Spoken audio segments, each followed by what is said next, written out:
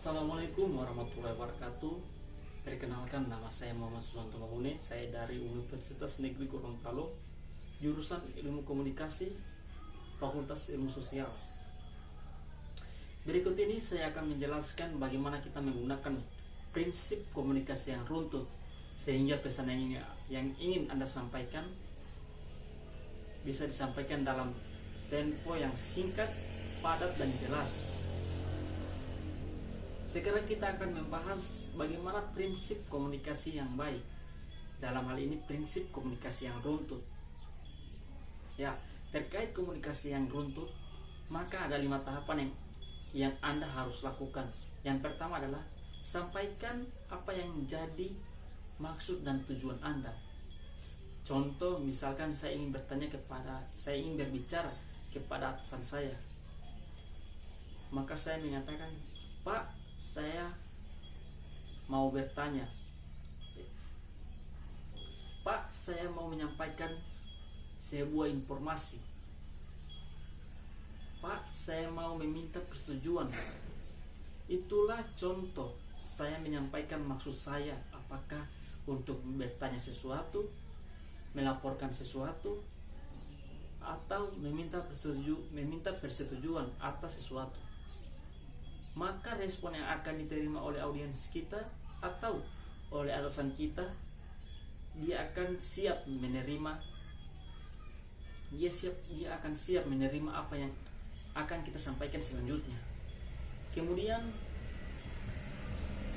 setelah kita sampaikan maksud dan tujuannya, kita sampaikan sebuah konteks. Ini kan tadi saya sampaikan, "Pak, saya mau menyampaikan sebuah informasi terkait penjualan di perusahaan kita selama 3 bulan terakhir." Nah, perhatikan, penjualan 3 bulan terakhir, itulah konteksnya. Berikutnya kita masuk ke isu, di mana kita menyampaikan apa yang menjadi permasalahan yang hendak kita komunikasikan, apa inti pesan yang hendak kita sampaikan. Maka saya bisa mengatakan, penjualan kita 3 bulan terakhir ini mengalami penurunan.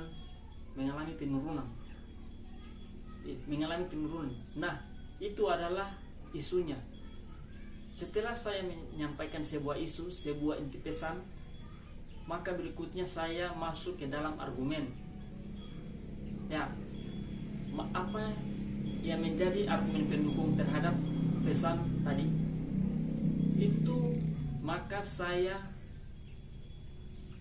Maka saya katakan, kenapa penjualan kita menurun?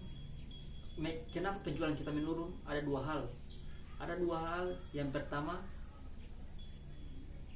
sekarang kita punya kompetitor baru yang masuk ke pasar dan mempunyai strategi yang sangat masif.